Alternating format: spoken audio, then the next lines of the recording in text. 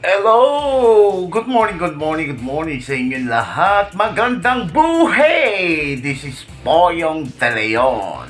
Ayun, kung mapapansin nyo sa madalas na pagtotalk ko doon sa mga seminar, palagi kong binibida ang sodium ascorbate. Ito yung tinatawag na vitamin C.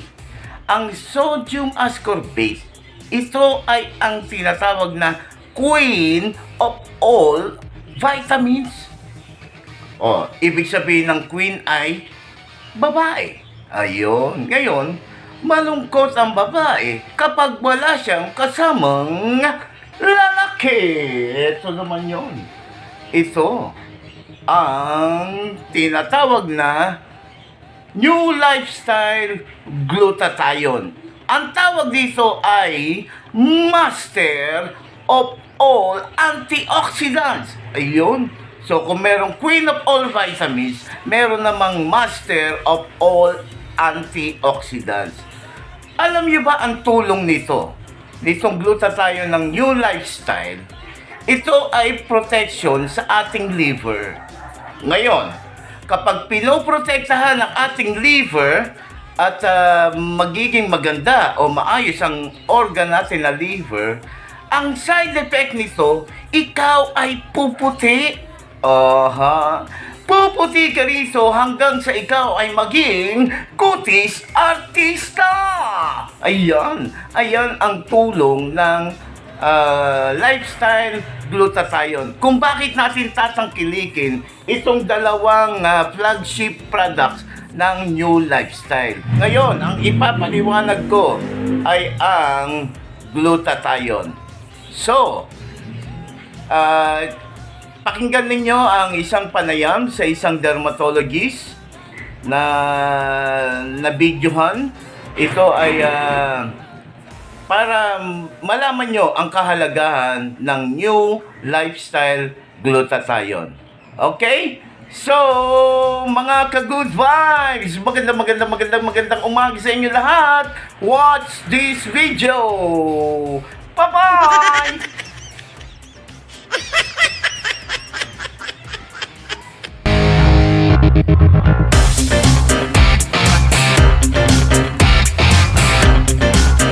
Good morning, Kuya!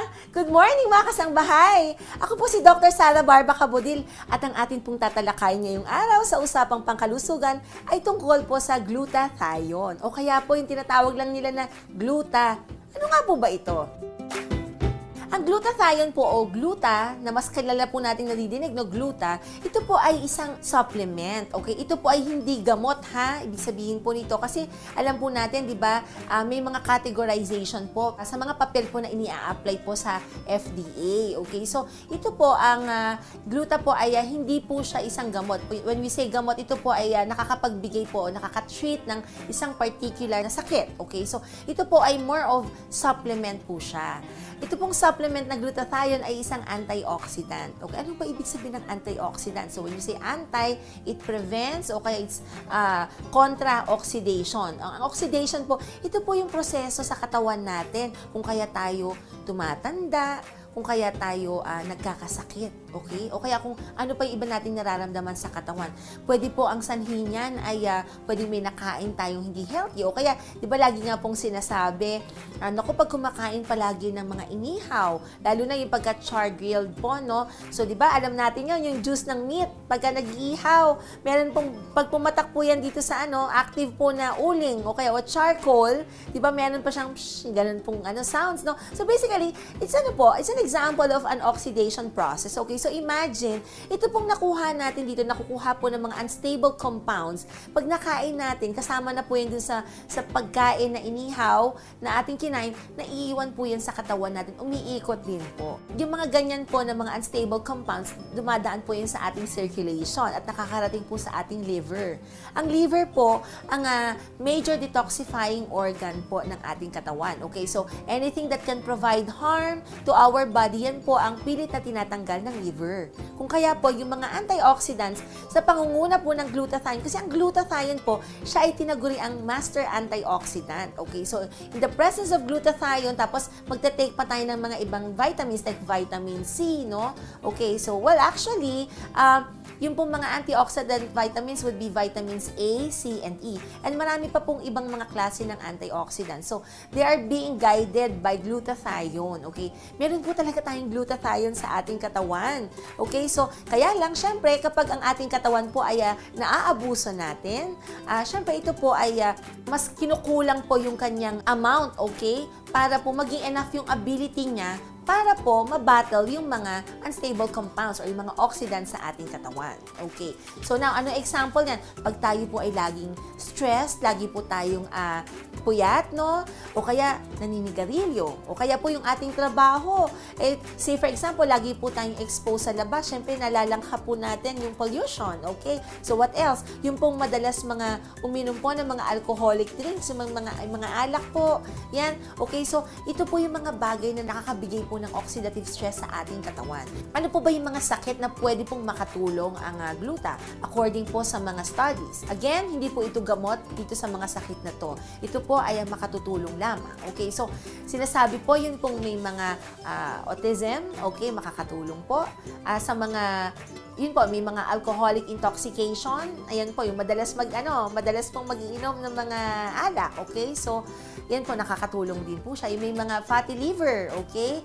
And then, yung may mga condition din po sa heart, pwede din pong matulungan.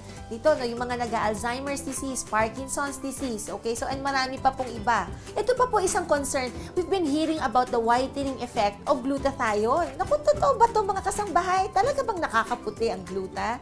Okay, actually po, yung whitening effect po ng gluta is just a side effect. Okay? Kasi ang gluta po, yan po ay may ability na i-inhibit o pigilan yung tyrosinase na enzyme. Okay? So, tyrosinase. Ano ba ang tyrosinase? Ito po yung enzyme na kailangan para mag-form po ng dark pigment ang ating balat. Now, in effect, kapag po ito ay napigilan, hindi rin po magtutuloy yung tinatawag na melanogenesis or formation of pigment or dark pigment. Okay, so kaya nakakaputi po. However, ito po ay hindi katulad ng mga ibang agent po, ng mga whitening agents po na bleaching ang effect na pag ipinahid mo, mamumuti. Ito po, ang pinipigilan po niya ay pag magfo-form pa lang po ng dark pigment. Okay, kaya hindi po ganun kabilis makita ang whitening effect. Pero mas stable po and safer po ang glutathione. Okay? So, ngayon po, marami pong nagsasabi na ito ba ay dapat i-inject, ito ba ay dapat inumin, o dapat ipahid, okay? Mas marami po ang studies na nagsasabi na mas effective po ang glutathione kapag ito po ay iniinom o kaya po ay ini-inject po. Now, mga kasangbahay, speaking of IV administration or intravenous administration, yun po yung mga ini-inject, tayo po ay mag-ingat kasi nga po, di ba, naglipa na po yung mga fly-by-night na mga clinics po, no? We have to understand po na dapat talaga ay meron pong guide po ng mga doctors po, licensed physicians, para sila pong mag-order sa mga nurses para tayo po, yung mga pasyente pong pumupunta sa mga klinika ay tuturukan. And na-mention natin about pagturok po na ito po ay diretso sa ating mga ugat. Pag ito po ay hindi safely, hindi aseptically nagawa, ibig sabihin po, free from any microorganisms, pwede po itong mag-umpisa ng septicemia tinatawag. Pwede pong mag-grow at dumami ang bacteria, okay, dito po sa ating mga bloodstream. At ito po ay nakamamatay. Delikado po ito. Kung kaya maganda po talaga ay ugaliin natin may doktor po na nag-aalaga sa atin.